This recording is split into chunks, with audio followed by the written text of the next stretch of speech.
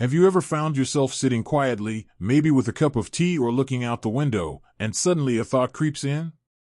Something like, maybe I've missed my chance, or what's the point of trying now? It happens more often than we admit, especially as we get older. And let me tell you, if you've had moments like that, you're not alone. Growing older comes with wisdom, yes, but it also brings along a few pesky thoughts that can sneak in and hold us back. Thoughts that sound reasonable on the surface, but deep down, they're not doing us any favors. In fact, some of them can quietly chip away at our happiness, confidence, and even our health. So in today's video, I want to gently talk about 5 common thoughts many people have in their later years, thoughts that might seem harmless, but can actually be quite unkind to ourselves. We're going to look at them one by one, not to judge, but to bring a little light to those dark corners. Sometimes, just hearing someone say, "Hey, that thought isn't true," can make all the difference. Let's start with one of the most common, and sneakiest, ones, "It's too late for me." Oh, how often I hear this. Whether it's about starting a new hobby, moving to a new place, making new friends, or even improving your health, this thought loves to show up and tell you it's not worth trying. But let me ask you something, if you're still breathing, still thinking, still curious, how on earth could it be too late? Life doesn't hand out expiration dates for dreams. Yes, some things take more effort now than they did at 30, and sure, the body may not bounce back quite as fast, but that doesn't mean it can't still bounce. I've known folks in their 70s who picked up painting for the first time and ended up displaying their work in local galleries. One woman I met started yoga at 68, not to become a pretzel, but because she wanted to feel stronger getting up from the couch. And you know what? She did. It's too late is just fear wearing a fancy coat. Underneath, it's fear of failure, fear of looking silly, fear of wasting time. But isn't doing nothing also a waste of time? You're not too late. You're right on time, your time. And every step you take now is a message to the world, and yourself, that you're still living, not just surviving. Now, let's talk about another heavy one that can hang over us like a fog. I don't matter anymore. This one hurts. And it sneaks in quietly, maybe when the phone doesn't ring as often, or when loved ones seem too busy. Maybe when your role changes, from being the provider, the fixer, the one everyone needed, to someone people just assume is doing fine. But I want you to hear this loud and clear, you absolutely matter. Your story, your presence, your perspective, these things are priceless. Younger people might scroll through life faster, but that doesn't mean they're not watching. They are. You may not hear it, but your quiet strength, your resilience, even your laughter, it teaches them more than you know. And more than that, you matter to yourself. You don't need an audience to be valuable. You don't need someone to constantly validate you. If your life were a book, the last few chapters could be the most beautiful ones yet, the ones filled with the richest reflections, the deepest joys, the most unexpected turns. And here's the thing, when you start believing that you still matter, you naturally begin acting like it. You take care of yourself a little better. You show up a little stronger. You speak a little louder. Not for attention, but for truth. Let me share a little story with you. A man I met once, he was 74, told me he felt invisible. He used to be a teacher, beloved by hundreds of students. But after retirement, he said, "I feel like I've disappeared." You know what he did? He started volunteering at a local community center, tutoring kids and reading. 2 weeks in, one of the kids said, "You're the best part of my week." That's all it took. His whole posture changed. And guess what? He told me, "I feel seen again." You don't have to do something grand. Sometimes, just getting out there, chatting with someone at the store, writing a letter, learning something new, these small steps remind you that you're still part of this world. And before we move forward, let me remind you, you are not just here to pass the time. You are here to enjoy it. To savor it. To laugh, to grow, to rest when you need to, and to rise when you can. Now that we've talked about those first 2 thoughts, the belief that it's too late, and the feeling that you don't matter, let's keep going and gently unpack another one that might be weighing on your mind. We've talked about that heavy feeling of being too late and the quiet ache of wondering if you still matter. These thoughts are more common than people admit, but shining a little light on them already begins to loosen their grip. So let's keep going, because there's another one that's just as sneaky, and that's the belief that I should have it all figured out by now. Now tell me honestly, has that thought ever crossed your mind? Maybe when life throws something unexpected at you, like a health scare, a family argument, or even just a bad week. There's this pressure that somehow, because we've lived long lives, we're supposed to have all the answers by now. But here's the truth, no one ever has it all figured out. Not at 30, not at 60, not at 85. Life isn't a test you pass once and then coast through. It keeps changing. People change. Our bodies change. The world around us changes faster than ever. So the idea that you should always know what to do or how to feel, that's just not realistic, and honestly, it's not fair to yourself. You are still learning, adapting, growing, and navigating, and that's not a flaw. That's the beauty of being human. Think about it. How many times in your life have you faced something for the very first time? Raising a family. Dealing with loss. Retiring. Figuring out technology, or suddenly having to live alone after years of companionship. None of these came with a rule book, and yet you made it through. Maybe not perfectly, but you made it. That says more about your strength than any illusion of figuring it all out ever could. I once met a gentleman who said, "Every year I get older, I realize how little I actually know." And you know what? He said it with a smile, because to him, that meant there was always something new to explore. Curiosity didn't end at retirement. It blossomed. So instead of thinking you should have it all together, maybe ask yourself, what can I learn today? What new perspective can I try on? That's how we stay mentally sharp and emotionally open, no matter the age.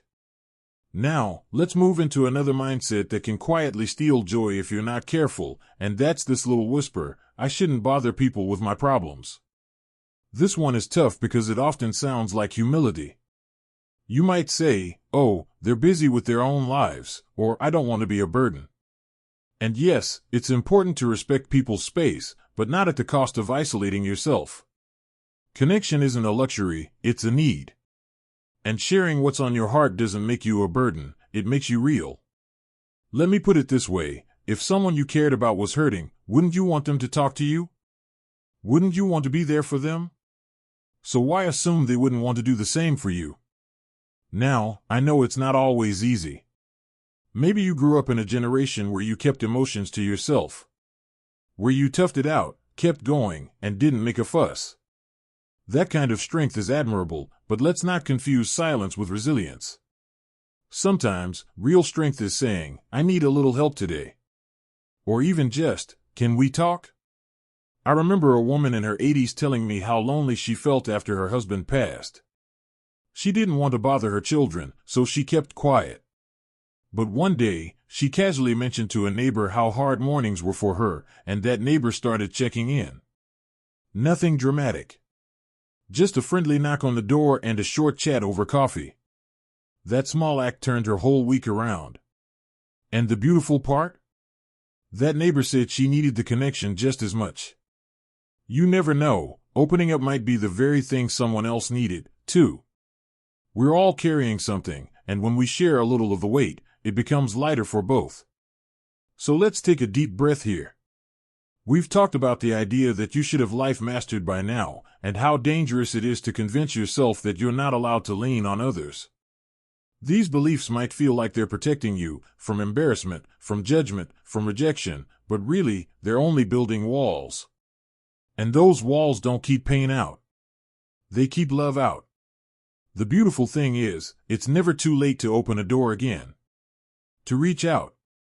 To ask. To listen. To let someone in. And that brings us to something else that often goes unspoken, a thought that can quietly shape how we move through our days. The best part of my life is behind me. Let's sit with that for a moment. The best part of my life is behind me. It's a thought that can creep in during a quiet morning or while looking through old photo albums. Maybe you remember the noise of a full house, the excitement of building your career, or the way your body used to move without a second thought. Those moments were beautiful, no doubt. But believing that they were the best, that nothing good can come after, that's where the real heartbreak lies. Here's the thing, it's okay to miss the past. It's natural to feel nostalgic. But just because those chapters were powerful, it doesn't mean the story is over. In fact, sometimes the most peaceful, joy-filled, and deeply meaningful moments happen in the simplest parts of life, the ones we're living right now. You see, in youth, we chase. We chase success, security, love, validation. It's fast-paced. It's loud. But as we age, we start to see. We slow down, and in that stillness, we notice the beauty in a warm cup of tea, the sound of birds in the morning, the weight of a grandchild's hug, or even the comfort of a familiar song playing in the background. Those are not leftovers of a good life, they are a good life. One man in his 80s told me that he's never appreciated things as much as he does now. Not because life got easier, but because he got wiser. He said, "Back then, I was always moving. Now, I'm finally seeing." And that gave me goosebumps, because there's so much truth in it. Your best moments don't have to be loud or glamorous. They can be quiet, soft, and slow, and still just as rich. Think about the people you've loved.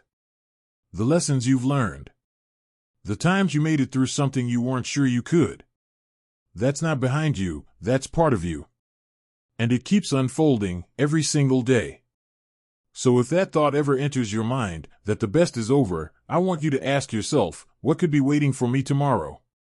Because sometimes, the best isn't in the past or the future, it's in the present, if we allow ourselves to see it. And now, let's talk about one last thought that can limit you more than any other, one that's quiet, convincing, and completely false. It's this idea, this is just how things are now. I can't change. I get it. When you've lived a certain way for so long, change can feel overwhelming, even pointless. You might think, why bother? But here's something that might surprise you. The human brain, the heart, and the body are always capable of change. Yes, even at 60, 70, 80, and beyond. We've been taught to believe that age brings decline. And while sure, some things naturally slow down, that doesn't mean we stop growing. You can still build new habits. You can still create routines that make you feel stronger, happier, and more fulfilled. You can still heal, forgive, love, and learn. One woman I met decided to stop drinking soda at age 75 after a lifetime of having it every single day. She said it was hard for the first few weeks, but then she noticed she was sleeping better, her joints didn't ache as much, and her skin looked clearer. She said, "I didn't think it would matter at my age." But it did. That's the thing, every little change matters. Whether it's walking a few more steps each day, cutting back on sugar, starting to journal, or simply choosing to be kinder to yourself, these are not small things. These are life-shaping shifts. And the more you believe that you can change, the more freedom you'll find. Let go of the idea that things have to stay the way they are. Yes, routines are comforting. Yes, stability matters. But don't confuse comfort with being stuck. You're not stuck. You are still capable, still creative, and still full of potential. Maybe now is the time you finally write that story you've had in your head. Or start going to that little art class down the street. Or make that phone call you've been putting off for years. Because the truth is, you're not finished. You're not too old, too late, too far gone. You are exactly where you're meant to be to take one more step forward, not backward. So as we wrap this up, let's take a breath and look at everything we've just shared. We challenged the idea that it's too late. We reminded ourselves that we still matter. We pushed back against the belief that we should have it all figured out. We saw the beauty in still reaching out, even when it feels vulnerable. And we opened the door to the idea that maybe, just maybe, the best is still unfolding. Right here. Right now. So, my friend, if you take anything from this talk today, let it be this: you are not done growing. You are not done maturing. You are not done living. And if anything we talked about today made you pause, or reflect, or smile just a little, I'd love to hear about it. Share your thoughts in the comments. Let's keep the conversation going, because your voice deserves to be heard. If you found this helpful, don't forget to hit that like button and subscribe to the channel. We've got more gentle, honest, and encouraging talks just like this one, because no matter your age, your time is still now. Here's to living your best life, at any age.